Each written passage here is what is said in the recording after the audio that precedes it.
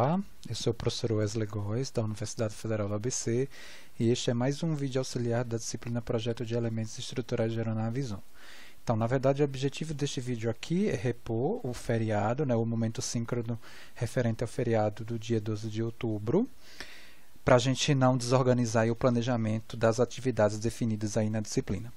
Então, no último momento síncrono, a gente fez a apresentação, na verdade, do processo de idealização, a gente formalizou esse processo de idealização de seções transversais para estimativa de tensão normal, tudo bem, e aí a idealização ela foi particularizada para uma situação de parede, que vai compor uma seção transversal de superfície média plana e parede, vamos dizer assim, sem nenhuma dada curvatura. O desenvolvimento que a gente vai fazer agora é justamente o ponto que a gente parou no momento síncrono passado, que é fazer uma generalização dessa situação para uma condição onde a gente tenha um trecho de parede com curvatura que não pode ser desprezível.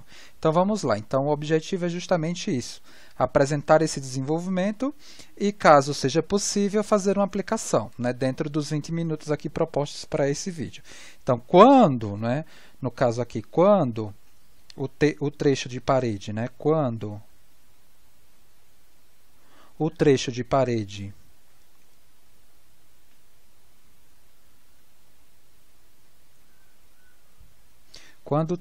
parede deixa eu só colocar aqui, AC idealizado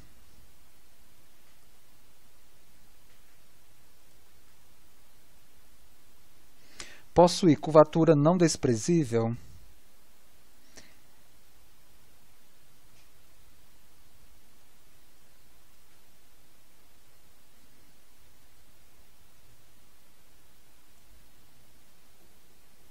precisamos, na verdade, generalizar as expressões que foram, a gente precisa, na verdade, generalizar, a gente vai obrigatoriamente aqui generalizar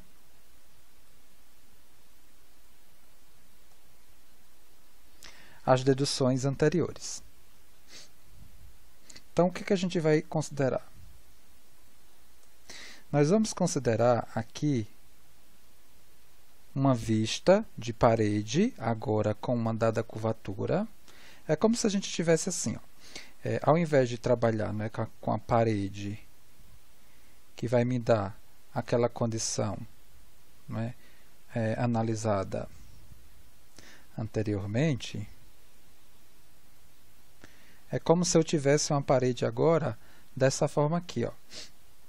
Vamos lá, vamos colocar alguma coisa aqui, com uma dada, sei lá, uma parte da minha parede, ela tem essa situação aqui,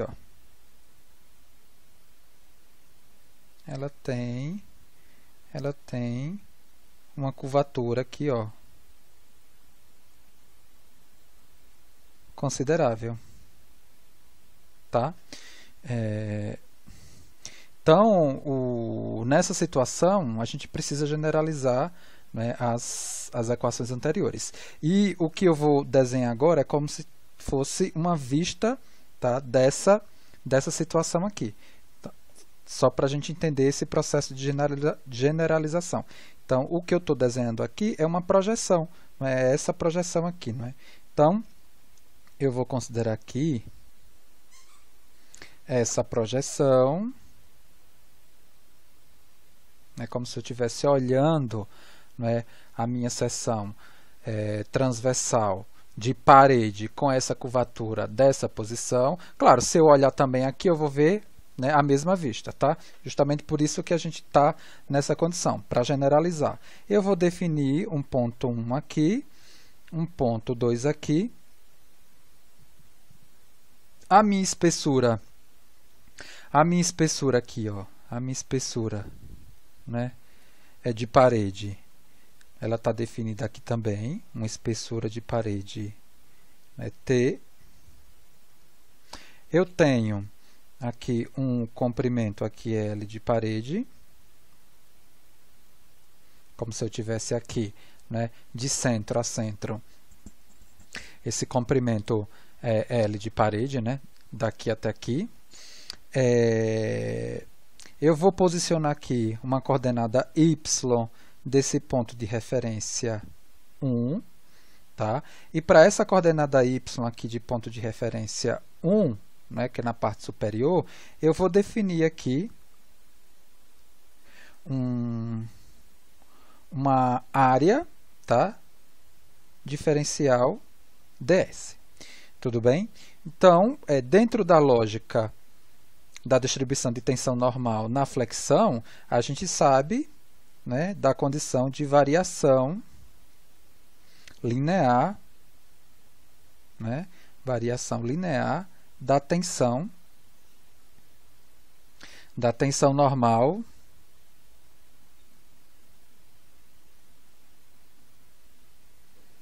em y, da tensão normal em função de y, tá?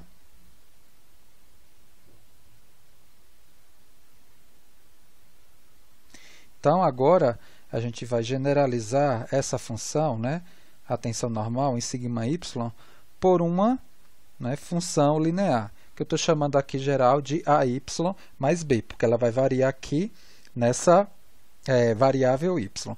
E o que eu sei, deixa eu só aqui fortalecer a questão da idealização, a gente vai sair dessa situação para aquela situação lá de áreas, né, de booms concentrados, aqui de espessura nula e comprimento L. É a mesma lógica, é a mesma situação. Mas a gente sai, né, de uma parede, agora de seção transversal qualquer, né, inclusive com uma curvatura considerável, onde a gente vai fazer a idealização desse processo de transmissão e resistência de tensão normal de toda a seção, né, para uma condição idealizada onde essa tensão normal ela é efetivamente resistida e transmitida por essas áreas concentradas aqui, que vem daquela condição lá da equivalência estática de momentos. É o momento que me produz a tensão linearmente distribuída nessa seção com a tensão distribuída nas extremidades, que são iguais às tensões nas extremidades da situação real da seção transversal. Para eu descobrir aqui a variação da tensão normal, eu preciso do valor da tensão normal em 2 pontos, que eu já tenho, né? Para esse sistema de coordenada, o sigma em 1, ou seja, o sigma em y igual a 0, ele vale sigma 1, e o sigma em y valendo L, ele vale, no caso aqui, sigma 2. Então, eu tenho aqui, deixa eu colocar uma outra cor aqui, sigma 0 vale sigma 1, e o sigma L vale sigma 2. Então, dessa forma, eu tenho que o sigma 1 é o A vezes o 0 mais o B, e o sigma 2 ele vale a L mais B, substituindo essa expressão nessa, né, porque aqui o B, na verdade, ele vai ser o valor de sigma 1, eu tenho que o sigma 2, aqui, ó, é o AL mais o sigma 1, e aqui eu consigo já explicitar o A, que vale, o A aqui, ó, ele vai valer sigma 2 menos sigma 1 sobre L, e aí a gente já tem, na verdade, aqui, a minha distribuição de tensão normal para essa situação generalizada. Agora, o que é que acontece? Deixa eu só deixar isso aqui mais bonitinho, porque isso aqui é sigma 1. Se eu considerar, né, essa referência aqui, ó, se eu considerar essa referência aqui para a equivalência estática, né, no caso o sigma 1, eu tenho que quantificar o momento, tá, da seção original em comparação com o momento da seção idealizada. Da seção idealizada é fácil, né? Que é o sigma 2 vezes a área me dando a força, vezes esse braço aqui me dando o momento em relação ao ponto 1. E o do real, na verdade, o momento vai ser dado por quem? Por sigma vezes o ds vezes o braço na integral. Tá? Porque, na verdade, eu vou pegar o sigma vezes o ds, ele vai me dar um diferencial de força. Mas é diferencial. Para eu quantificar todos os diferenciais, eu passo o operador integral. Então, por isso, dessa conta agora que a gente vai apresentar. Tá? Então, né, pegando aqui o sigma 1 como referência da equivalência de momento, né?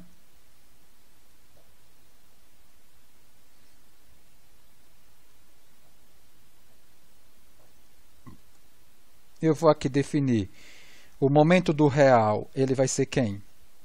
Integral de sigma ds, que é a área, vezes o y. Sigma y ds igual a sigma 2 A2 vezes o L. Tá? Perfeito. E aí agora a gente substitui a expressão do sigma na integral e a gente consegue escrever essa expressão aqui, ó, sigma 2 A2L, que é essa daqui, ó, igual a integral de sigma 1 mais sigma 2 menos sigma 1 vezes y sobre L vezes y ds.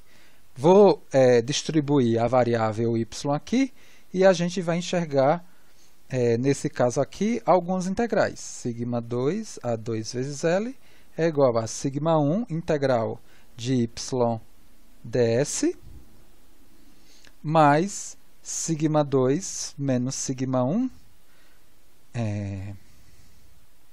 sobre L integral de y2 ds. Bom, essa integral daqui, ó, essa integral daqui é o momento estático.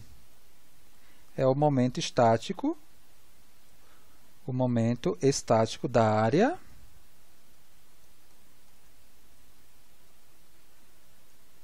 é o momento estático da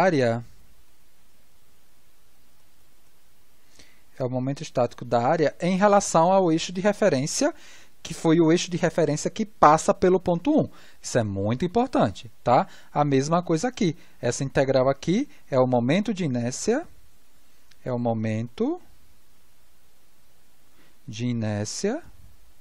em relação ao eixo, veja, não é o momento de inércia em relação ao eixo centroidal. Essa integral aqui, ela foi estruturada para o eixo, né, ó, para o eixo que passa aqui no ponto 1. Perfeito. Então, é muito importante isso, né? A referência desses dois elementos aqui, ó, né, é o eixo, né, o eixo que passa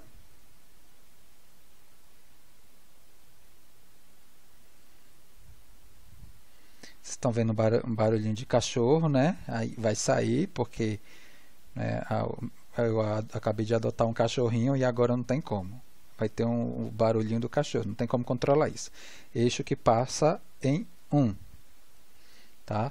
E para a gente finalizar esse vídeo, a gente vai mostrar aqui a aplicação dessa expressão para a primeira situação que a gente fez, né, de seção transversal, que foi a seção transversal de parede retangular. Tá? Então, para o caso retangular estudado, né, que a gente já sabe qual é a expressão, a gente vai utilizar essa generalização e recuperar aquelas expressões que a gente viu no momento síncrono passado. No caso, para a área retangular,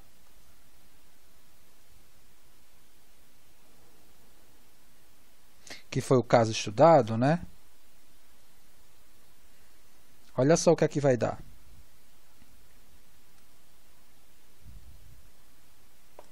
Vou aqui mudar de página, vou desenhar aqui, vou desenhar a minha seção agora aqui, que eu já sei naquela vista que eu já sei que é retangular, né, como se eu tivesse isso daqui, tá? Mas eu estou desenhando essa vista daqui. Então, eu tenho o ponto 1 aqui, o ponto 2 aqui, e o eixo que a gente está pegando aqui para calcular tanto a integral, né, de y dA, quanto a integral, né, de y2 dA, né, que é, no caso, o nosso ds, né, do desenvolvimento anterior, que é a área, eu preciso calcular o momento estático e o momento de inércia para uma seção retangular com referência ao eixo 1. Tá? Então, o momento estático, né, que é a integral de y dA, ele vai ser dado por quem? É a área da seção transversal. Então, né, se esse elemento aqui tem um comprimento, uma altura L, então eu vou ter que é a área, né, que é L, e aqui eu tenho uma espessura T, né? Vamos colocar esses elementos aqui para não fazer confusão. Então, é a área da seção transversal, LT, vezes a distância da seção do eixo centroidal para o eixo de referência, né? Então, o meu eixo centroidal ele passa aqui, né? E o eixo de referência que eu estou avaliando é justamente o 1. Então, essa medida daqui é L sobre 2. Então, é LT vezes L sobre 2. Veja que se eu estivesse pegando, se eu estivesse calculando esse momento estático, né, vamos dizer assim, desse ponto que me caracteriza uma área em relação ao eixo centroidal, seria 0. Porque, né, é justamente isso, é a área da minha seção transversal, né, vezes a distância, né, do eixo, né, de referência, que no caso é o centroidal, para ele mesmo, que aí não tem distância, seria 0. Tá? Mas nesse caso, nosso eixo de referência é o eixo que passa aqui no ponto 1. Então, é a área vezes a distância, né, do eixo centroidal para o eixo de referência aqui, que é 1. Então, aqui me deu L ao quadrado T sobre 2. E no caso da inércia, eu tenho que pegar a inércia em relação a esse eixo daqui, que é, né, BH ao cubo sobre 3. Né? Se você lembrar lá de mecânica dos sólidos, você vai ver que a inércia de uma seção retangular em relação à base é BH ao cubo sobre 3. Se fosse em relação ao eixo centroidal, seria BH ao cubo sobre 12. Então, aqui a gente pega aqui o nosso B.